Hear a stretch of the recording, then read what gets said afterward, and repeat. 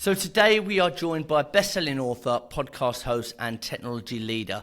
This man is the ex-VP of Twitter and one of the most respected thought leaders when it comes to workplace culture and the future of workplaces. We're going to pick this innovator's brains today and discuss all things workplace is Mr. Bruce Daisley. Bruce, how are you? I'm very well, thank you. Thank you for having me. No worries, it's a real honour to have you here today. We're really good to have you here. The first question I'm going to hit you with, Bruce, is my dad enjoys a pint, right? So he'd enjoy a pint and he'll be in a pub and he might be 7 or 8 pints deep and he likes to talk to strangers at the bar. So what I want you to imagine is my dad stumbles over to you, he's 8 pints in, he says, "Hello, mate, what do you do for a living?" And you've got to try and explain what you do to this very drunk man. Yeah, I mean, generally, when I'm presented with that question, and whether I'm presented with that question when I used to do my old job at Twitter, or whether I'm presented with it now, I generally don't answer because people aren't that interested, really. What they're looking for is a reason to connect with you. So they're looking for some degree of commonality. They're looking for some degree of connection. And probably our job isn't necessarily the place that we should necessarily look to find that. You know, our jobs become our identity far more than probably is healthy. So almost certainly, you know, when I used to work at Twitter, I used to say to people, I work at an internet company, you know, it's boring. And, you know, sort of try and distract them there. But you can normally find connection far more. Look, if I was being candid to your question now, what I do now is I used to work in tech companies for a long time. Now I spend my time sort of advising companies and helping companies work out contemporary ways of working, work out how to make sense of hybrid working, or if they've got a new structure and it doesn't quite feel the same, sort of trying to help them engineer a way to make it feel more connected. So that's broadly what I do now. But shout out to your dad. all your dad's looking for is a good conversation with someone. And I'm not sure anchoring that around our workplace identity is always healthy. Okay. And where would you take it then? If he said, well, just give me, he's had 12 pints now, he said, just give me a straight answer. What do you do? If you had to sum it up in a few words, could you do that, Bruce? Yeah, I mean, look, you know, I'm a workplace culture consultant, is broadly what I'd say. I'm not sure your dad in that state would be looking for that as an answer. Probably not, Bruce. Good point. I'm a lorry driver. Yeah, he'll love it. He'll buy you a pint. What you drinking? Yeah. So, Bruce, you're a man who is a big believer in thinking outside the box. We like to think we are as well. But I recently saw that when you were younger, you sent a cartoon CV out to something like 50 potential employers. Can you talk us through the hows and whys that you did that? Yeah, I mean, look, it's very easy to end up blaming the system for things that go wrong. But, you know, preparing you for a world of work isn't necessarily one of the best things that the education system does. And I found myself, I was at university, I didn't know what I wanted to do. I applied for loads of jobs in lawyers' firms. Well, you know, it's sort of people told me, I was at York University, loads of lawyers' firms come round and interview people. So I applied for jobs there, didn't get anywhere there. And I thought, well, okay, ask yourself the question, what do you want to do? And my sort of lifelong passion is pop music, sort of, you know, very contemporary, energized, 124 BPM pop music. and so I thought, okay, well, I'd love to work in a record company. And so I drew this 4-page cartoon CV of my life, very much with the intention, thinking if I can get one person's interest and maybe get a bit of work experience, maybe I can get a job in a record company. And so what I found was, you know, I sent it to a lot of record companies, went through a guide to the record industry, went through loads of record companies, sent it to them. And while I ended up getting work experience at a couple of them, I never got a job anywhere. But I thought, actually, I was getting such a good response from it. I used it and it became my main means of trying to get a proper job. And I got a proper job. I got a job in radio through using that CV, yeah. Wow. And have you, when you were on the other side, when you were on the hiring side, did anyone come to you with something that reminded you of that, you know, with that same level of creativity?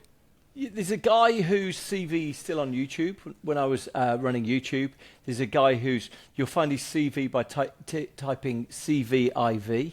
And I think he'd be the first to say, this is probably a decade ago now, but he'd be the first to say that, it was an experimental format. YouTube clips are far more polished now. When I was at Twitter, someone created 2 candidates, created videos that sat as part of tweets. I love it. I love it. I love it.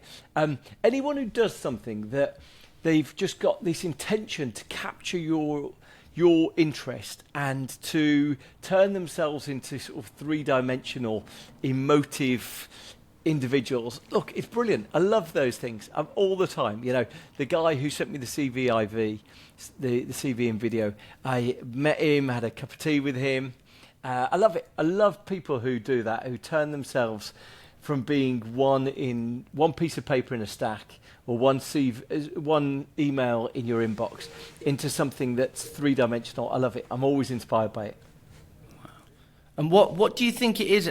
I love all that kind of thing as well, Bruce. And we're hiring on a regular basis now, and we get the standard CV, or the recruiter will put someone in front of you. So we're yet to experience. But I saw one the other day on LinkedIn, and someone had sent their CV attached to the company was something to do with the number 7, and it was a number 7 balloon with a CV on it, and it was in a box, and they opened it and the balloon flew out with a CV, which is great. And I'm sure it's not every single employer, but what kind of attributes do you think that you would see in a potential employee or candidate if they were to think outside the box? Yeah, I mean, look, all you're doing is you're trying to trigger someone's emotional brain. And while we all pretend to each other that all of the decisions we make are rational, most decisions have got an emotional underpinning to them. So, we seek to, often our brain seeks to make sense of the emotional instincts that we've done. And so all I wanted to do was to make people see me as, rather than just like one name in a list, they saw me as a person. And so, when I sent mine out, I got phone calls from people in record companies. I got like the most random approaches, people offering to sort of create references for me. People are like, I love this man. I'll tell people you worked here for a year. Wow. Like all manner of subterfuge because they bought into me emotionally. And, that was what I would say. I always say to candidates, number one, when I was running YouTube or when I was running Twitter, I received 0 letters a week. Now, as we're all returning to the office to some extent now, most of us have got a postal address. And if you can send something that's going to be sitting on the boss of TikTok's desk or the boss of Snapchat's desk, then it's pretty easy that you're going to at least get a moment of their attention. And so, that became my view. My view was like, I just want to create an emotional connection with people. And it worked remarkably well. It's the reason why I ended up using that method to get my eventual career jobs, is because, it worked so effectively, really. Wow. I saw Zach's face light up. We do a lot of cold calling, and we are all about the psychology behind it. So when we call up people, we don't introduce ourselves and say, "Hi, it's Bruce here, calling from." We how are you today? I'm going to be honest, it's a sales call, and it's trying to react and kind of spark that. Actually, something different, and we're using those pattern interrupts. So a lot of what you're saying on the kind of the employee front as well is probably a lot the same psychology that we use when it comes to cold calling. So Bruce, I want to get into it a little bit. So I've worked in many different workplaces. So I've worked pizza on a Friday, fruit on a Monday, tennis table. It's great. I've had them all. But if you really had to define it in a nutshell, what would you say makes a good work culture? Yeah, I mean, I've just done something recently, actually, because I've got a book coming out. And so as part of that, to incentivize people to buy the book, I created a sort of little video course to go with it. And so it forced me, for the first time since I wrote a book on it 3 or 4 years ago, it forced me to think about this. Workplace culture is all about connection. And pretty much the whole of workplace culture is dependent on that. And what you find is that connection is a bit like fun. It's you can't necessarily have fun by saying tonight I'm going to have fun. You know, you need to approach it obliquely. And so, if you say Zach and Jack are going to head out tonight, we're going to have fun. Actually, you often need a vehicle to do it, whether it's a game or an activity or it's doing something. And so connection is our objective, but often we need a route to get there. And so there's some things that are most critical. You know, you don't have good culture unless people have got a voice. They can't speak up. You don't have good culture unless there's some sort of kinship, affiliation between people. You don't have good culture unless there's space. You know, you're going to struggle to create a culture where everyone is burnt out and over capacity. And you very rarely have a good culture unless you talk about having a good culture, and I call that articulation. But, culture really, at its essence, is about connection.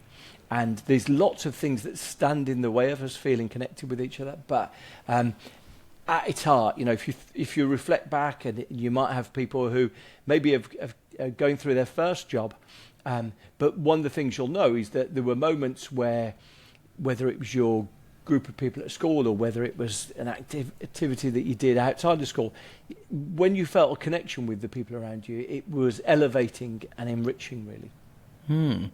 Very interesting. So we were going to touch on this a little bit later, but it might be a good time to mention it then, because obviously the whole work from home debate has been something that's been going crazy. It's a huge debate going on. Our company was birthed in Zach's bedroom during the pandemic. So as we've grown and we've grown to offices, we've never had that work from home. So for companies that might have started during the pandemic or just afterwards, do you think, how easy is it to have a good workplace culture if it's just work from home? It's hard to have anything unless you intend to have it. Right, so if you're waiting for something to be an accident, then it's possibly quite difficult. If you're intent on creating a good culture, then the location of everyone doesn't necessarily have as much bearing as you might imagine. There's no shortage of people who have formed really strong bonds. Look, the whole premise of the TV show Catfish is that we can form immensely strong bonds with people that we've never spent any time with, but the critical element of that is that we need to feel seen by them, we need to feel understood by them, we need to feel that we understand them. And you generally find that those things are more easily established or more robustly supported when we're around each other face to face. Now, I chatted to a professor from Harvard Business School a couple of weeks ago, and the professor has got a very strong belief that ultimately every company is going to go remote first. But even within the context of that, he says organisations are going to have to spend 25% of their time around each other. So his argument is that, maybe in the old days we'd spend every day together. Now, actually 1 week in every 4, or, once a quarter we might gather for a week. Those are going to be the critical ways that we sort of support and maintain those relationships. So I think there's been a reckoning, there's been an adaptation to it, but I wouldn't underestimate the importance of face-to-face time. It seems to be like a vital component to good organisational cultures. One thing that I've been interested in as well since we started the business is how to get people to access kind of like a flow state in their work. And some of the studies that I'm sure you're a lot more well-versed than some of the stuff that I've read, but there was a study that was saying that flow state is a lot easier to access, almost like when there's a beehive of people, they're all around each other, they're all working to a common goal within kind of touching distance of each other. So have you found anything out about accessing flow states, and is it harder when you're separate from the business? Yeah, well, I've been really surprised by that. So it just depends on the nature of work in that situation, because flow states generally are a factor, a byproduct of people not being interrupted. So, people might get into a flow state if they're working side by side with each other and there's no interruptions. It is possible, but flow states, almost by their very nature, are the opposite of interruptions. And so, the flow states can be incredibly satisfying. We sort of tend to see the disappearance of a sense of ego when we're in a flow state. It can be immensely satisfying, but generally one of the biggest enemies of getting into a flow state is the fact that people in open offices are constantly beset with interruptions. So it would depend on the nature of the work that people were doing that they would get into a flow state there. You know, it's highly possible that physical labour or maybe sort of mechanised repetitive labour would get into a flow state amongst other people, but knowledge work, I'd love to read the evidence on it. Yeah, and what about time as well? There was something about flow state and its relationship with time. So if you're conscious of I'm watching the clock, it's almost impossible to enter that state of just being in the moment and kind of doing your job. If you're always thinking, oh, I've got another 2 hours till I go home, you tend to not be able to get there. Have you seen anything around that? Yeah, look, I mean, I think most of us have encountered flow states, either when we're doing some hobby or when we're painting or when we're cooking. We can find ourselves in a state where actually we're undistractable. We're just very happily getting a job done, and it becomes immensely rewarding. So those things, I think, firstly, are deeply enriching for humans and very enjoyable. But the challenge for most organisations is that flow states just are very difficult to achieve when you're on constant video calls or when you're constantly interrupted with Slack pings or your Teams alerts are going off all the time. You're not going to achieve flow state in those situations. So for a lot of people, these things are sort of hard concepts to identify with because they just never achieve anything like them. It's interesting. And so jumping topic slightly, so I'd seen something recently from you that was saying that, especially during the pandemic, the working day increased in terms of time because we were sent, I think it was something like 45 minutes a day more that we were spending. Yeah, exactly that. But then obviously recently in the last few months, it now looks like some workplaces are starting to look at, can we reduce the week down to a 4-day week as a trial? And so what are your views on how those two things kind of marry up? It seems like people are doing more work and the work days going up, but then some people are exploring, can we do more work but cram it into a 4-day week? What are your views on that side of things? Yeah, the ultimate idea of that is that there's a growing number of organisations who believe that the way that we're working currently is pretty much a recipe for burnout and exhaustion. And in knowledge work, that especially matters because it means that, if our job is to come up with cleverer ways to do things than we did them last year, or ways to solve problems that seem more inventive or more profitable than we did last year, then if we're in a state of burnout, we're less likely to access that inventive thought.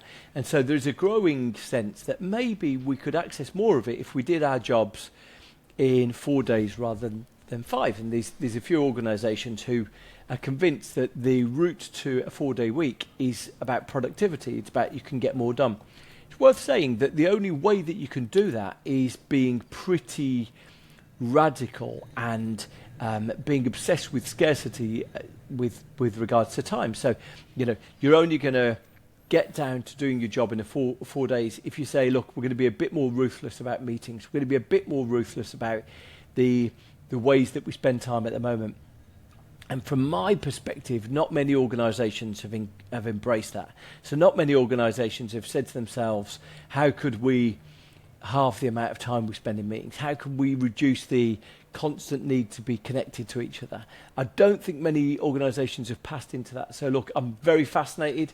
It's always interesting to look into the evidence of a 4-day week. One of the organisations who came out and published a book on it was an Australian bank who came out and published a book on it.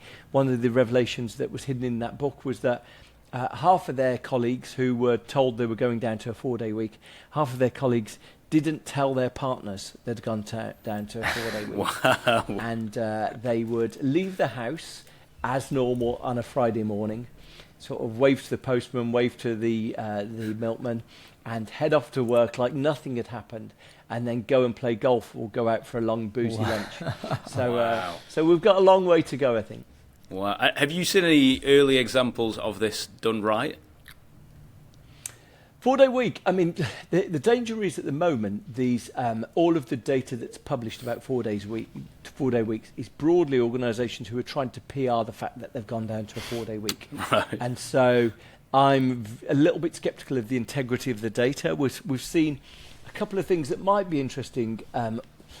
Spanish Government workers have gone down to a 4-day week. They're doing it as a job creation scheme. Big unemployment in Spain, so they're doing it as a way to, could we get 100,000 people off the unemployment numbers by turning jobs into 4-day weeks? But I think we need a bit more integrity to the data before I could resolutely say this is the plan that every business should be going towards. Quite appealing, though, isn't it? Yeah. It's hard because from a lot of we're under the idea of, obviously, as a company, it's like once the job's done, it's like that's it. We work to a target, so it's a job. So get the job done, and then you can go or whatever.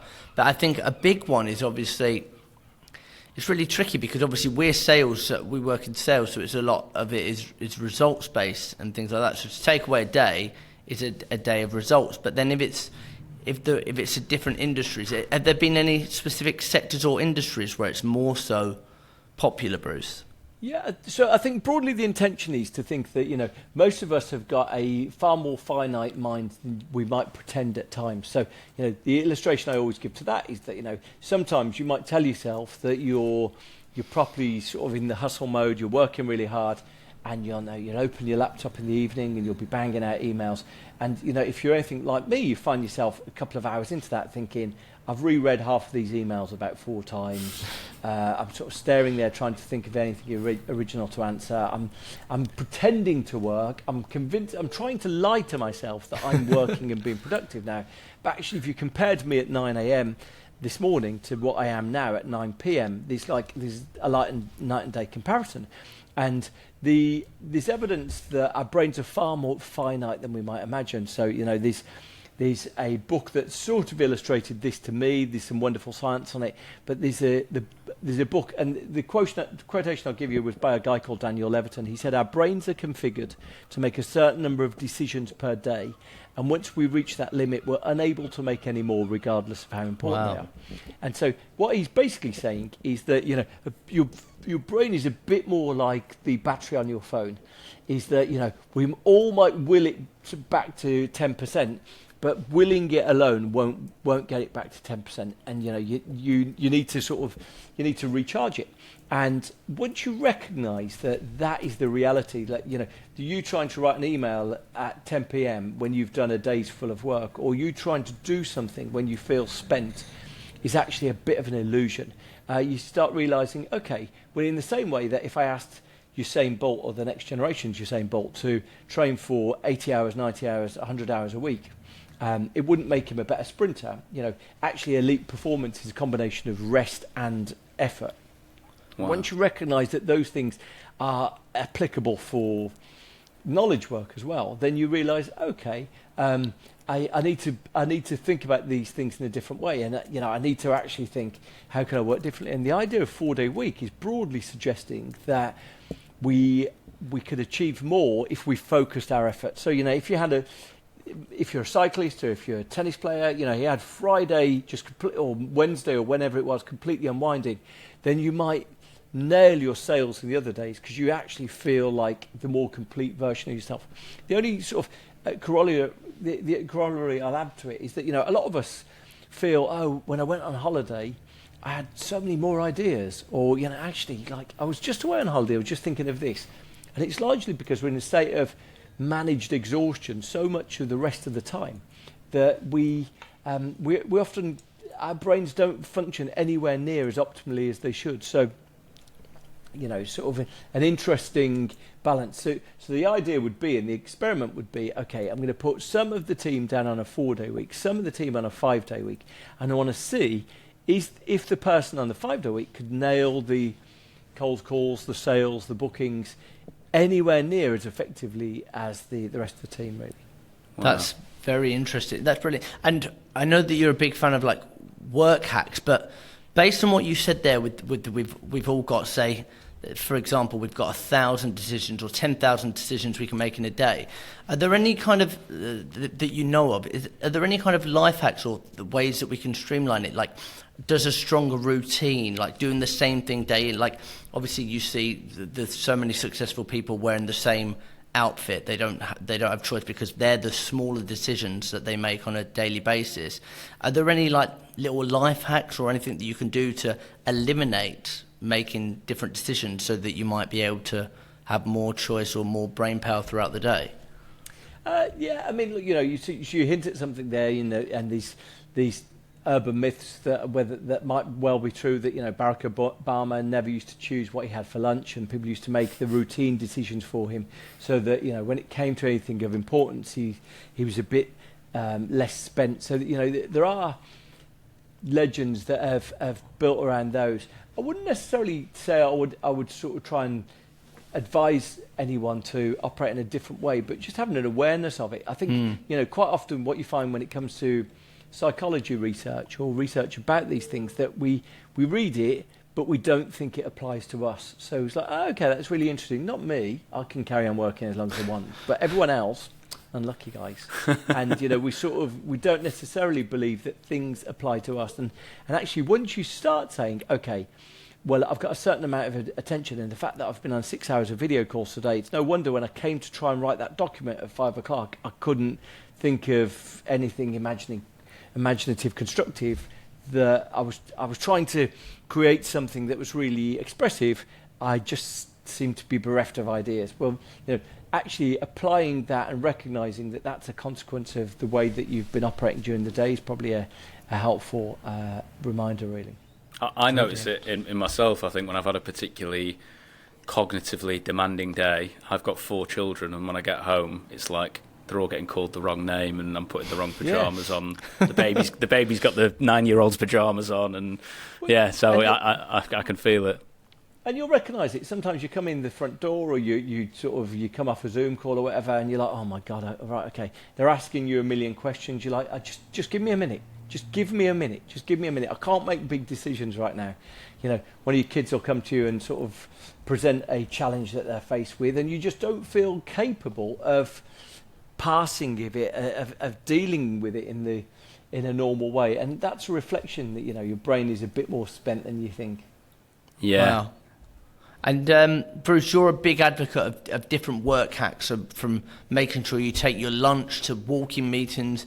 Is there anything that you think for people listening that's really important that you have to do or you must do on a daily basis to make sure that you're making the most of yourself and work?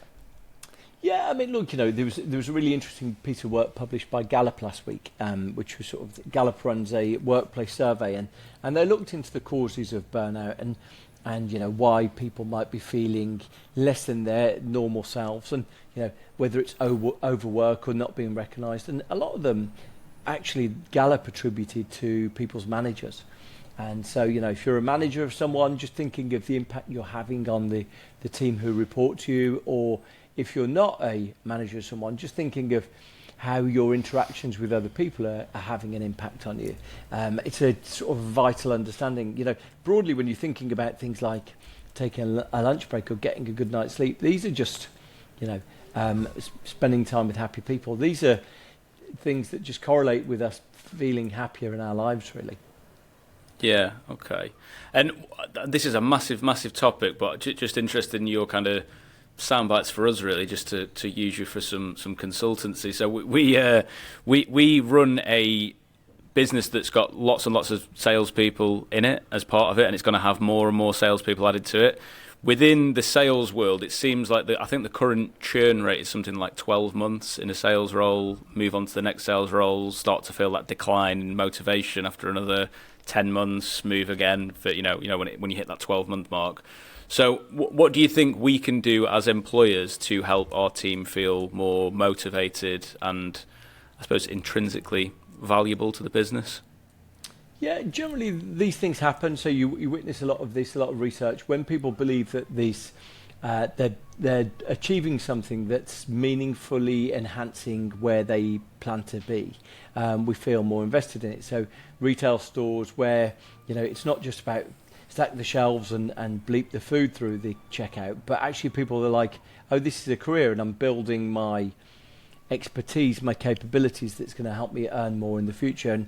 And normally that sort of churn and burn vision of work is normally when people have recognised that there's some degree of futility to what they're doing, that actually the skills they're acquiring now don't seem to be enhancing where they plan to get to. So, it's normally about trying to enable people to feel like actually these are meaningful contributions to the rest of my life that's taking place here.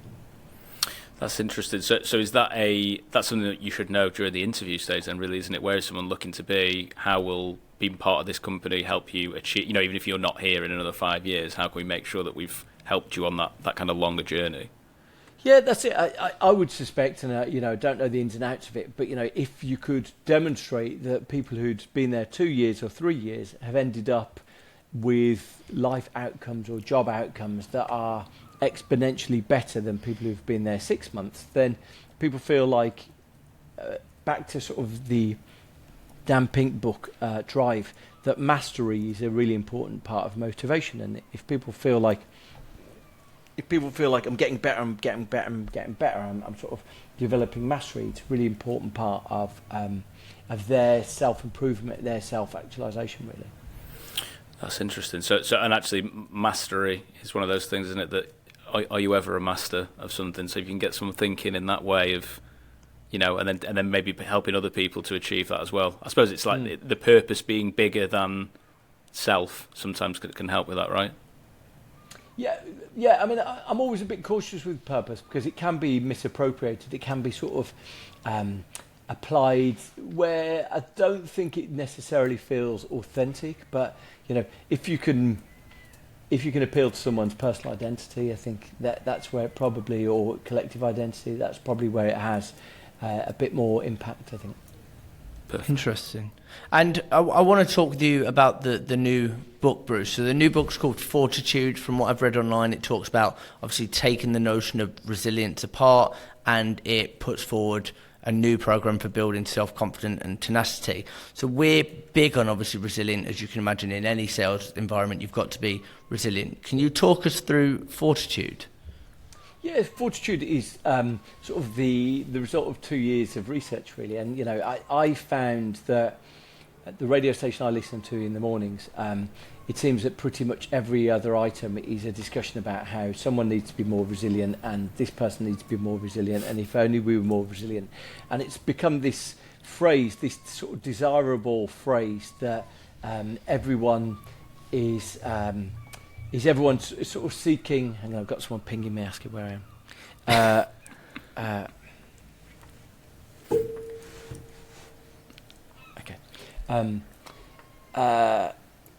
It's just become this desirable attribute that we're all told to get. And what you find with it is that it's immensely hollow. So there's whole loads of training that's provided for resilience. There's people from school children to the US Army are sort of sent on resilience training. Companies are increasingly sending their workers on it. And generally, if you speak to anyone who's been on this training, they're almost united in one thing of saying it didn't really work, it didn't really have any impact on them. And we know that for a fact because researchers who have studied it and have explored the predominantly mainstream versions of resilience that are trained to you have looked at it and said the training doesn't work, it has zero impact. The US Army spent $1 billion training the whole of their personnel on resilience, and independent experts said it's had zero effect.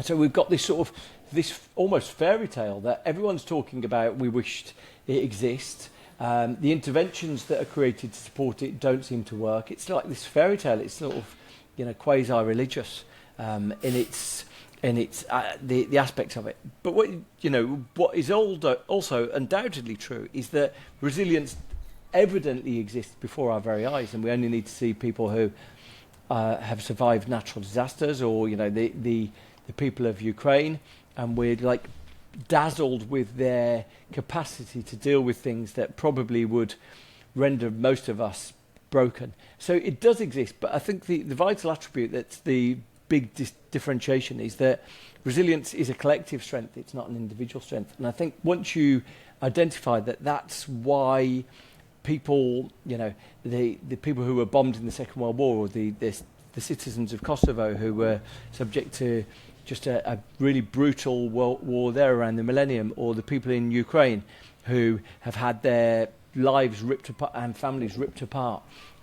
Actually, you witness the strength that they're exhibiting is about feeling connected to the people around them. It's about sort of a shared sense of identity and a sense of personal control. And once you witness all those things, you're like, oh my God, of course, resilience is actually this collective thing. And now I understand why someone who maybe on their own, working from home, feeling isolated from the rest of the world, no wonder I wasn't feeling resilient, because I was stripped from any social connections. I was sort of severed from my tribe. And so I guess the book is about how resilience is a deeply politicized term, and because businesses and maybe authorities don't necessarily want us to find resilience collectively, we're sort of sold a version of it that just doesn't really work. So the book's about that. Interesting. So this is like there's a common thread through a lot of your work and your study around, you talk about tribal nature of human beings a lot. Do you think that being separate from the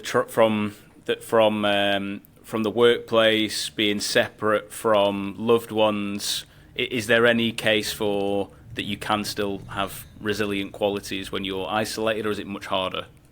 Yeah, absolutely. But it's all about your personal identity in those situations, So, that people who might be completely stripped from their connections, but they might really strongly know who they are and what they stand for, and so the presence of that will be a emboldening force. But it's generally when we don't feel disconnected, we don't feel understood, we don't feel seen. Those things are tricky. Now, listen, chaps, you only put half an hour in, and I'm getting someone desperately pinging me. So, can we make the next question the last one? Let's just of course. Let's wrap up. Yeah, no problem at all. So where can we find the book, and where can businesses find you if they want to work with you directly? Yeah, so look, all my stuff is at the website of my podcast, eatsleepworkrepeat.com. I've got a website for the book, which is findfortitude.net. But yeah, so most of the stuff I do, it's free. So I do a free newsletter, I do a free podcast. I often chat to organisations. So, I was a workplace culture enthusiast. I was someone who sort of loved being part of a happy, vibrant culture, and so my fascination is how any of us can recreate that, really. Perfect. That's great. Thanks for taking the time, Bruce. We'll put links in the bottom, and thanks so much for spending some time with us. Appreciate it. Immensely grateful. Lovely to chat to you guys. Thank you, mate. Cheers. Good. Sorry.